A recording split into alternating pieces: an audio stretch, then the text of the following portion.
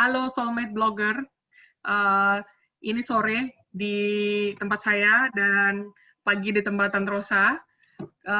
Hari ini saya mau bahas tentang self autonomy. Bukan saya sih yang bahas, nanti tante saya. Soalnya saya sebenarnya punya pertanyaan. Jadi kemarin itu lagi browsing-browsing quotes, lagi cari quotes. Tiba-tiba tuh saya nemu ada quotes yang bunyinya gini, autonomy, the crazy idea that you get to choose what you want with your life.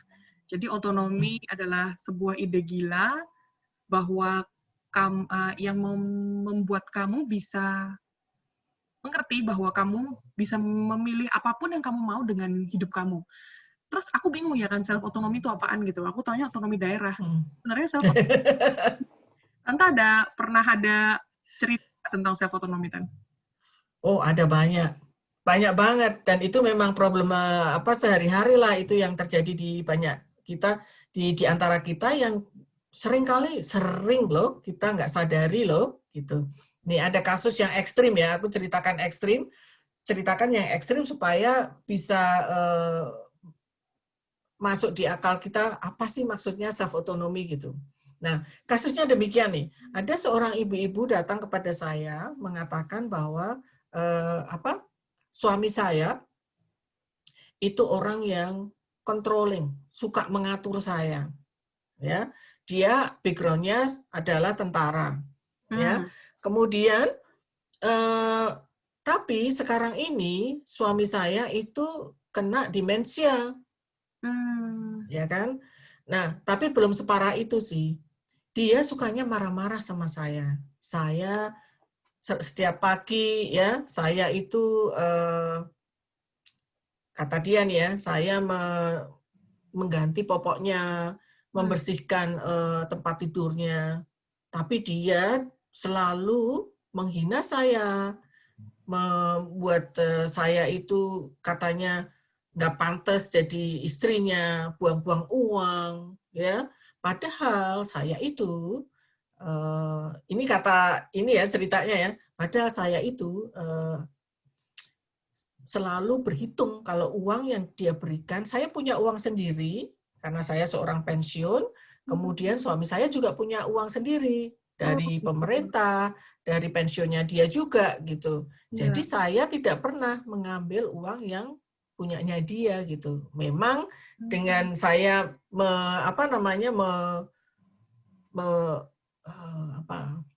look after, merawat dia, itu saya juga dapat tunjangan gitu. Ceritanya gitu, Oh Ta. iya, iya. Nah, pernikahannya itu sudah lama banget. Anaknya mereka itu sudah dewasa semua, usianya udah 37 anak-anaknya. Waduh, Ya, 37 dan berarti itu seterusnya gitu. pasangan usia lanjut ya Tante ya? Oh, usia lanjut nih. Jadi Pak Sutri ini itu masih hidup dua-duanya ya. Dan si ibu ini dengan komitmennya dia menikah itu dia masih mau merawat. Tapi belakangan karena suaminya itu betul-betul menurut dia nih ya, membuat dia jengkel, membuat dia marah. Karena begini, setiap kali sudah tempat tidur dibersihkan, bantal dilempar. Dia pupuk loh, Ta. Oh iya. Sengaja itu, ya. Dan dia dengan kasarnya bilang, bersihkan ini, gitu. Bersihkan lagi, gitu. Nah, itu salah satu contohnya. Oke, terus singkat kata, si ibu ini bilang, saya sekarang punya anxiety yang tinggi banget gitu. Saya merasa saya nggak pantas hidup gitu, ya kan? Nah, terus saya bilang, mulailah saya ajak dia. Tapi kan kamu sudah caring, kamu punya watak yang caring, ya kan? Punya watak yang selalu menyayangi, punya komitmen, ya kan? Nah itu yang dia nggak pernah sadar itu, gitu kan? Ya. Nah, setelah setelah saya mendapatkan apa yang dia sudah achieve gitu, maka dia mulai oh iya, tapi saya tetap merasa nggak jelek. Memang susah sebetulnya tuh apa namanya, mengenali gitu ya, bahwa mereka itu punya kemampuan untuk berdiri gitu. Nah, sesuai dengan tadi kata-katamu tadi ya, kemudian ada satu tip yang saya berikan pada saat itu, ya. Setelah dia mulai menuliskan apa yang dia sudah kekuatan dia, apa yang dia dapatkan. Ini saya kan hanya jadi mirror aja nih, mendengarkan cerita dia, kemudian mengkolek, ya, membuat resume untuk dia bawa pulang gitu ya. Nah, tips yang saya berikan itu hanya satu. Ini sudah saya pernah singgung di video kita yang pertama kali, bahwa kita semua adalah biji-biji yang bagus. Nggak ada biji-biji kita yang jelek, nggak ada. Semua punya kekuatan untuk tumbuh. Ingat nggak? Ya, bahwa kalau kita masuk di dalam lingkungan yang bagus, ya, semua tercukupi nutrisinya, maka itunya biji ini punya kekuatan, diberikan kesempatan untuk kekuatan tumbuhnya tuh keluar gitu. Power of growing-nya tuh jadi bisa keluar gitu, ya kan? Nah, itu yang saya jelaskan. Demikian juga dengan dia bisa melihat bahwa, oh, saya itu sebuah biji ya gitu. Nah, tinggal sekarang gini, biji ini kamu mau taruh di mana gitu? Mau di tanah yang subur, apa mau tanah yang gersang gitu. Yang gersang, ya, itu kalau kita boleh memilih mana yang mau dipilih. Kira-kira dia mau pilih yang mana, Ta? Ya subur lah. Yang subur. That's right gitu. Nah, untuk itu kita perlu mencari tahu tanah yang subur buat kita itu yang mana gitu. Saya lemparkan juga ke dia, itu satu tuh bahan refleksi buat dia, itu satu tips. Tips yang kedua itu kita semua itu adalah pemegang kunci. Kunci apa, Ta? Bukan kunci surga nih, ya. Bukan kunci rumah. Ya, kalau kita punya rumah, tapi semua hati kita itu adalah rumah kita. Ya. Nah, kita itu adalah pemegang kunci hati kita. Kita mau sakit hati kita. Jadi kalau kita pegang kunci, Ta, berarti kita itu yang menentukan kita mau happy atau kita mau sedih tuh, Ta, gitu. Kenapa kok bisa demikian? Jadi kita ibaratkan tuh rumah kita. Rumah itu kan ada pintu depan, ya kan? Terus ada halaman. Lalu ada pagar, ya. Bisa dibayangkan kan? Ya. Nah, seolah-olah sekarang gini, kalau ada orang ngomongin nih soal kita, ya, ngatain kita beginilah, ngatain kita begitu, ya kan? Ini seperti yang saya katakan ke dia. Saya bilang, sekarang suami kamu itu sedang mengatakan pada kamu bahwa kamu itu nggak bisa membersihkan, nggak bisa merawat saya, misalnya demikian. Kamu itu boros-boros gitu, ya. Nah, si suami ini sebetulnya sedang berada di luar pintu pagar. Ya. Nah, ini di luar pintu pagar tuh, Ta. Nah, sekarang tergantung kita. Kita kan kalau ada orang pressing the bell gitu kan, ngebel, tong tong ting tong ting tong gitu kan, kita lihat dari dalam rumah siapa yang ngebel, ya kan. Nah, kita lihat, kita kenal gitu loh, ya kan. Suatu ketika kita bukain pintu, tek gitu, oke, silakan masuk gitu kan. Nah, dia mulai tuh mengganggu kita nih, karena dia sudah masuk di halaman rumah kita, tuh ya kan, di pagar. Lalu dia kan hanya di pagar, ya kan, masih juga dia cuat gitu. Nah, karena kita tahu bahwa dia orang yang dekat dengan kita, ya, maka kita buka kunci rumah kita. Iyalah, karena kan dekat. Nah, dia begini-begini lagi, memporak-porandakan Isi rumah dan sebagainya. Isi rumah kita, betul. Yang tadinya indah, ya teratur rapi, ya beautiful, gitu. Jadi morat-marit gitu kan.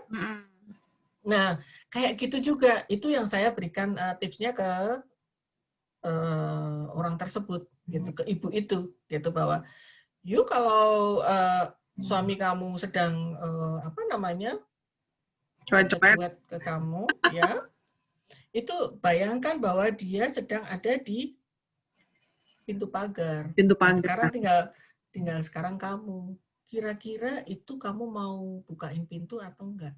Bahkan masuk di halaman, walaupun kamu kenal bahwa itu suami kamu, gitu.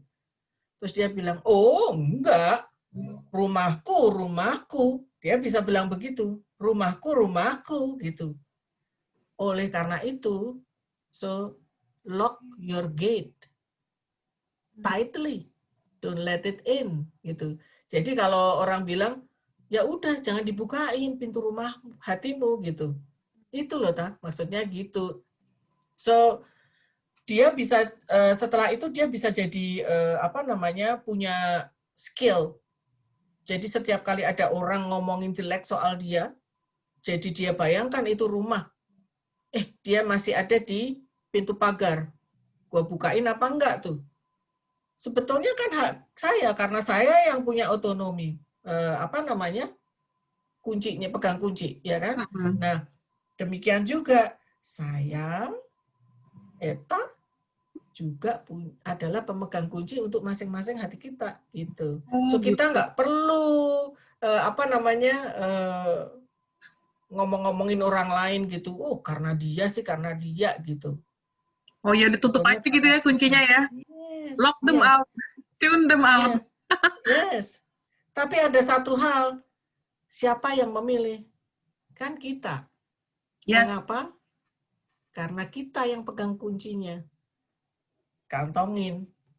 Dan kunci itu nggak bakalan diambil oleh orang lain. Saya nggak bisa ngambil kuncinya Eta.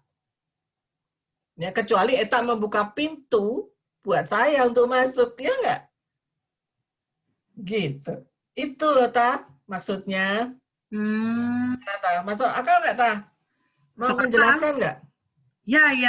Oh, berarti iya sih, my house, my rule lah ya. Kalau saya nggak mau biarkan masuk, ya you stay outside lah ya.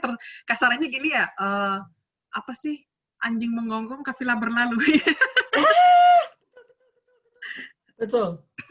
Ada satu hal lagi tapi, ya, supaya kita nggak apa namanya dibilang orang juga bahwa kita nggak tahu ambang diri, ya? Gitu, ya ambeng, kulit badak gitu misalnya, demikian ya. Ya kita juga tetap harus apa namanya punya tadi kita mau tuh pilihan mau tumbuh di tempat yang subur apa yang gersang. Kalau orang yang ambeng, orang yang udah nggak mau denger gitu tuh biasanya tumbuhnya di tempat yang gersang. No matter what, I don't care gitu misalnya demikian. Dia akan tetap begitu aja, ya segitu aja. Kalau orang bilang tanamannya kuntet gitu jadinya. Iya, gitu, kadang-kadang orang teriak-teriak di depan gerbang tuh bilang, "Wey, rumah lo belakangnya kebakaran, wey," gitu ya. Terus dia yang seralo gue nggak mau dengerin, padahal kebakaran itu udah. Padahal betul-betul kebakaran, ya kan? Iya, harusnya dia keluar dari rumah itu ya. Iya, betul. Iya. Jadi kita tetap aware, ya, kita tahu. So intinya tuh kalau kita mau self otonomi itu satu, bahwa kita semua adalah biji yang bagus, ya. Jadi kita tahu gitu, dan kita mau berkembang, kita punya apa namanya power untuk berkembang. Terus tips yang kedua adalah kita adalah pemegang kunci hati kita masing-masing. Gak bakalan ada orang yang bisa mencuri. Makanya orang jatuh cinta itu hanya bisa kalau dua-duanya membuka hati. Betul. Kalau telah mencuri hati, tentu saja saya karena kau biarkan saya masuk gitu ya. Exactly. Iya, Tante. Iya. Ngerti sekarang. Oh, berarti artinya otonomi itu ya. Jadi the crazy idea that you get to choose what you want with your life. So, crazy-nya itu karena buat si ibu tadi itu crazy-nya karena dia akhirnya memilih dia nggak mau lagi merawat suaminya. Mengapa? Karena she got enough. Aku udah cukup sekian puluh tahun ya golden anniversary itu saya udah cukup dihina ya, direndahkan, dilecehkan, sudah cukup. Maka sekarang saya mau enjoy my life. Itu the craziest decision. so crazy. But she made a choice. She made a choice. Yes. Yeah. Sometimes you just have to make sure that you're okay. Choose yourself, right? Yes. Gitu. Iya. Kalau misalnya dua-duanya gila kan kasihan juga ya. Kalau ibunya juga kolaps kasihan juga ya. Jadi ya. Oh ya. Choose yourself first lah ya. She's very happy. She's very happy now. Ya. Gitu ta. Oh gitu, jadi aku ngerti sekarang. Oh berarti, jadi kalau misalnya Tata mau summarize nih ya, berarti otonomi itu, berarti kita boleh memilih, apakah kita mau membukakan pintu bagi orang yang ada di luar yang ketok-ketok itu atau enggak. Apakah kata-kata mereka, kasarannya, apakah kata-kata mereka mau kita pertimbangkan atau enggak, gitu kan. Cuman, because we are good seeds, karena kita adalah biji yang baik, kita harus menentukan apakah media tanam istilahnya yang bagus buat kita. Jadi kalau istilahnya kadang-kadang tuh, oh orang ini baik buat saya. Jadi kalau orang ini ngomong saya perlu dengerin kayak gitu ya. Jadi bukan terus everybody in outside the gate gitu ya. You need to keep some people in, especially when they're good for you gitu ya. Yes. You can go up to, you can make such a crazy decision. Which kalau dalam menurut Tata sih terus terang keputusan ibu ini crazy ya. Tapi kan it doesn't have to be that crazy, but it can be crazy enough. Like for example, I'm so stressed with my job. It's so bad. My boss is toxic, and I'm just gonna go for a vacation for a week. For example, it can be crazy too, right? For some people. Yes. Kayak gue mau backpack pergi ke Vietnam ya. Itu kan. Ya, for some people, crazy itu buat saya tuh crazy banget lah, tiba-tiba cuti seminggu terus pergi ke Vietnam gitu kan, ya it's good lah gitu. Because you get to choose what you want in life.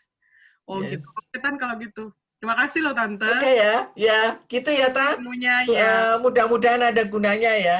Wah ya berguna banget. Kita pilih empowering gitu. Terima kasih Tante. Oke, Soulmate Bloggers, kita sampai di sini. Moga-moga ini bisa kasih input dan siraman rohani, bukan siraman rohani ya, tapi maksudnya bisa encourage Soulmate Bloggers dalam langkah-langkah di kehidupan, yang sok dewasa gitu dong. Ya. Terus sampai ketemu minggu depan ya. Oke, stay physically and mentally, stay safe. Bye-bye. Bye.